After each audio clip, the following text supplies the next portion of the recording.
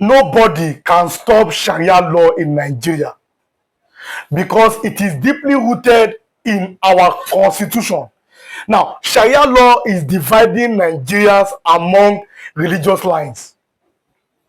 Sharia law is dividing Nigerians along the religious line.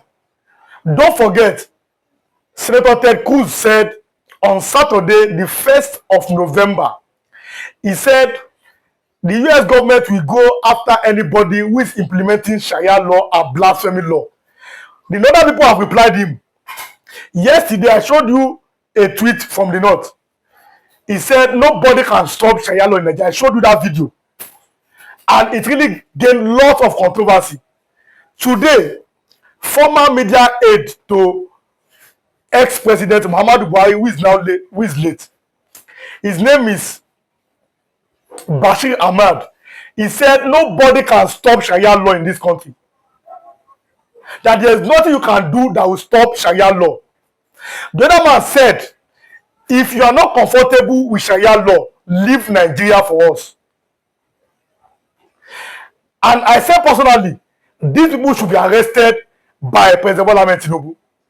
All of them who want to cause a religious war in Nigeria, all of them must be arrested. Check your screen as you are watching this video. It is right there. Today, Monday, the 3rd of November, 2025. How can somebody make that statement? You cannot force Sharia law on Christians. You cannot force Sharia law on the Yoruba people, on the Igbo people, on the Igbo people who are majorly Christians. Sharia law can only stay in the core north, even the middle belt. You cannot force Sharia law on them. How can you force Sharia law on people of Plateau State, people of Benue State? They are majorly Christians. Now, let me start properly. In case you are watching for the first time, if this is your first time of watching me, kindly subscribe to this YouTube channel on notifications, drop your comments, click the like button, and also share this video. Kindly like and share as you are watching, and also drop your comments. If this is your first time, kindly like and share this video. That's how we do here. Like and share and drop your comments. Kindly subscribe if you are not subscribed, and also on notifications. And like I always say, my viewers, in case you don't see my notifications, go and search for this channel, Newsreel TV. Then, because I post every day. In case you don't see notifications, just go and search Newsreel TV, and you're going to see my latest updates there. Now, listen to me. Nigeria cannot become an Islamic nation. You cannot force people to accept Sharia law. And another question is, who is giving these people confidence? In my language, they said, if you see a fish dancing on the top of water, there is someone that is drumming for it underneath. Who is giving these people confidence? Who is backing them? And why are they not afraid of anybody? These are the questions we must ask ourselves. Somebody said, anything the US like let them do, that is not afraid of Donald Trump. That imagine, even the Sharia Council of Nigeria, they have told President Bola Ahmed Tinubu, the Kaduna chapter, they have told the president to cut all ties with the United States of America. It's also right there on your screen. The question is that who is backing these people? Every information I'm giving to you, you are seeing them on your screen. Who is backing them? Who is giving them confidence? Who are their backers? You cannot force a law that's not alien. That's alien to people's culture. You cannot force Sharia law on me. How can you force? Your Sharia law, let it stay in the north. Now, yesterday, Israel police in Yobe State, they arrested people for selling alcohol and they broke the bottles. Yesterday was Sunday, the 2nd of November. They broke the bottles and they arrested people that were selling beer. What kind of a system is that? And anytime the money comes for beer, they receive the highest share. Now, somebody is talking about let Tinubu suspend the constitution. Let Tinubu, that's how people are saying that, let him usher in a new constitution. that this 1999 constitution cannot do anything, and that's a fact.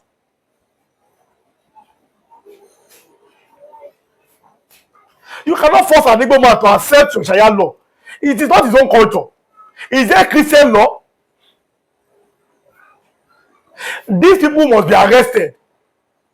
People like us are backing the Nigerian military to have success against bandits, against Boko Haram. But you are there instigating religious crisis in Nigeria. If you say Sharia law must stay in the north, there's no problem. You say Sharia law has come to stay in Nigeria. That is an insult. That's an affront on the people of Nigeria. I remember when a brother came to our newspaper stand, he said, a time is coming, Sharia law will be implemented in the southeastern part of Nigeria and the south-south. The Igbo people disagree with him instantly. That we cannot bring Sharia law to our place. What are we talking about? There is massive insecurity in the north. On Saturday, the deputy speaker of the Kebbi House of Assembly was kidnapped by bandits. You are not talking about that. There's massive illiteracy and poverty in the north. You're not talking about that. You are fixated on Sharia law in Nigeria. That is the thing. I'm asking this question. Is Nigeria an Islamic country? Drop your comments if you are watching this video. Is Nigeria an Islamic country? In the constitution, we are a secular nation where everybody have a right to pass their religion. Even the president himself, a Muslim, he married a Christian. So you cannot force a law as it's alien to me, on me. It cannot work. It does not work, and it cannot work that way. That's why it's very, very crucial and important that that constitution must be looked at, must be reviewed. He said, we the people of Nigeria, simple question, who are who were the people of Nigeria who agreed on that constitution? That's the first chapter of that constitution, number 1 chapter. We the people of Nigeria. The simple question is, who who agreed to sit down and write that constitution? It's the same way about the country itself called Nigeria. Somebody just woke up and joined the Southern Protectorate, bam, join it together. Okay, Nigeria. Is that how a proper system should be? Is that how a proper nation should be born? What makes you a Nigerian?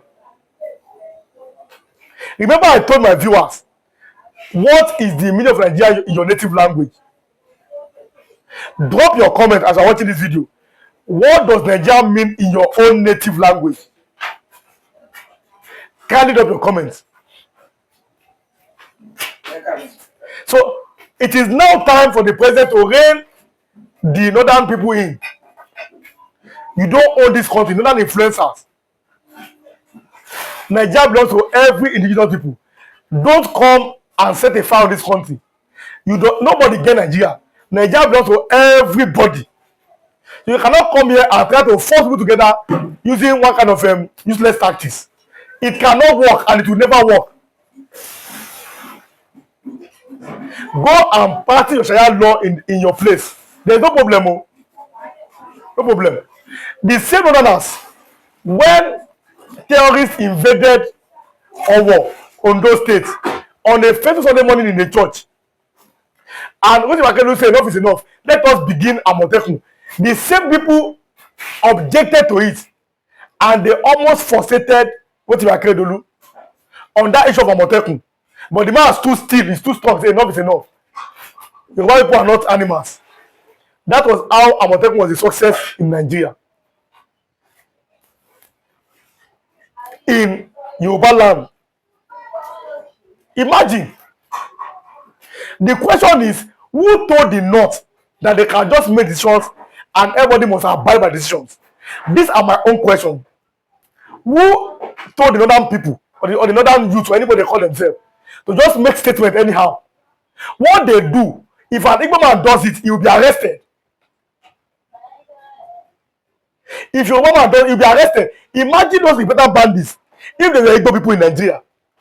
Imagine. Repentant Boko Haram, repentant bandits. All this nonsense coming from another part of Nigeria. And you were there talking about social media is the problem of Nigeria. Social media is the problem of Nigeria. Is that the problem of Nigeria? You are talking about Palestinians. You are not talking about the bad incidents that's happening in the north. In Kajuru local government area of Kaduna State today, Monday the 3rd of November, many people have been killed again. In Kajuru local government area of Kaduna State, almost every day, people are being killed. You are not talking about that. You're always busy talking about a Sharia law, a religion law, a something. At this present time and age, blasphemy. What does it mean? Normally, you don't fight for God. If your God is powerful, he should be able to fight for himself. That's a fact. You don't fight for God. If your God is very, very powerful, your God have the power to fight for himself. If you are fighting for any God, that means you are misguided. And that is the result of illiteracy. That's the result. An attack against Boko Haram was an attack against the North. Look at the North itself today. This is what we're talking about. So the Northern elders, any name they call themselves, all of them must be reined in. Enough is enough. All of them must be reined in. You don't own this country. Nigeria belongs to every indigenous people. Look at the issue of S-men stop carrying weapons. They were banned from carrying weapons, the S-men. Till today, have they surrendered the weapons? When I saw this nonsense, I cried out, how can S-men be using AK-47, using sophisticated weapon? What does it mean? How does it sound? What is the connection of cows and having weapons? These are the things that the government should have looked into. How does it correlate? You are rearing cows. You're not using AK-47. How does it correlate? What is an S-man using AK-47 for? You are not talking about those ones. Then after farmers and elders clash, is that really a clash or a genocide on the indigenous people of that place? Look at Plateau State. Look at Benue State. Oh, everybody's crying. Oh, food costs. Why food costs? You don't know the reason. Farmers cannot go to the farm in the north. Many of them are in Lagos. They are now selling all this watermelon on wheelbarrow. They were farmers, but because of the so-called bandits or elders, they are fled for safety. And nobody wonder now. They are fled for safety, and everybody keep quiet. Instead, you are busy talking about Sharia law, busy talking about this thing. The North is in a very serious crisis. Northern leaders should sit down and have a clear emergency summit on how to move themselves from this nonsense that their hypocrisy has gotten them into. Instead, talking about them farmers and others, talking about what nonsense. Listen to me. Nigeria belongs to every indigenous people. Yoruba people, the Igbo people, the Hausa people, the Ijo people, Calabar people, the Efik, the Isha, the Bini, the Idoma, the Ebira. Many of them, that Nigeria belongs to everybody. Nigeria does not belong to any Fulani, anybody. So you're a Fulani, no. Nigeria belongs to each and every indigenous people of this country. So nobody should be seen to be above the law in Nigeria. Nobody should be seen to be above the law. It cannot work. And I thank God that the president have ignored the advice of Sheikh Gumi. President have ignored this. And he said to meet Vice President of the US. That's very, very good. People like Sheikh Gumi should not be talking in a normal place. He has no more right to talk. No more right at all. Sheikh Gumi has no right. You are advising the president, let us cut ties with the US. Nonsense. Shut up your mouth. He has no right to speak in this country. After negotiation with bandits,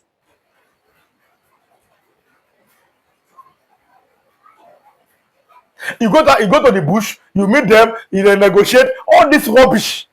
To the extent that he compared bandits with Niger Delta militants.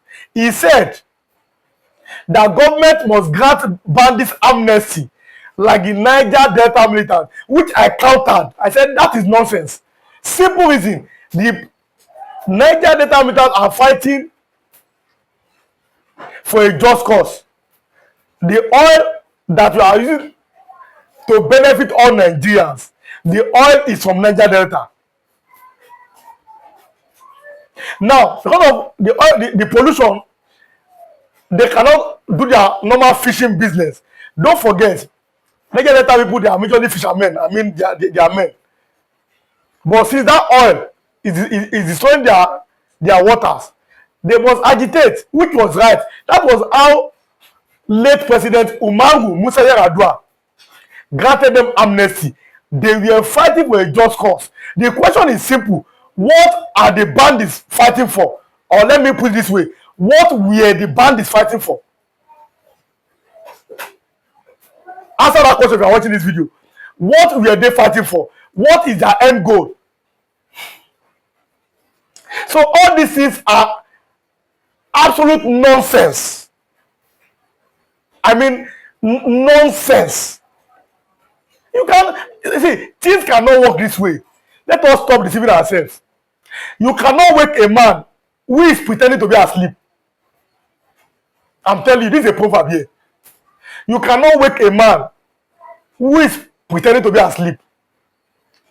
Listen to me. If you are looking for something and the person that stole that thing is part of the search party, you will never see it. You dey find money, person wey see your money, they help you find am. You will never see the money. That is the problem. The nation itself was not founded on equity, justice, and fairness. The British, who came for their own selfish interest, just came on there, bam! People were joined together. Against their wishes, they were joined together. Look at Nigeria today. These are the fundamental questions we must ask ourselves. Drop your own comment as you're watching this video. What do you think? Let me have your opinion. What do you think? Sheikh Ahmad Gumi is either your school as you're watching this video. He said the federal government must summon US ambassador and cut any kind of negotiation ties with the US. But President Bola Tinubu himself is flying to the US, which is very good. Very, very good. There are some people that they don't have any more right to speak in this country. Ordinarily, some of them should be in detention. But they are speaking because of the obvious loopholes in our justice system. How can Sheikh Gumi be talking? He don't no more right to speak. The other day he said Mossad are in Nigeria. That Mossad are planning to kill top Islamic leaders. All these things are nonsense.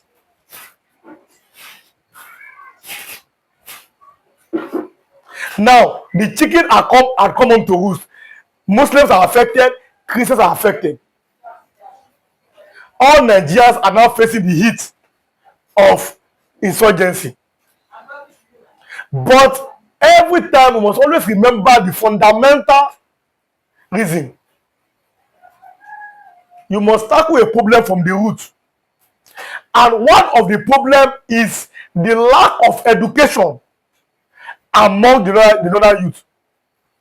If you say you are passing Islam, the Yoruba people are passing Islam too. Is it the same thing? So educate these people. They must be educated. Educate them. Let them have knowledge. Let them have skills. An idle man is the devil's workshop.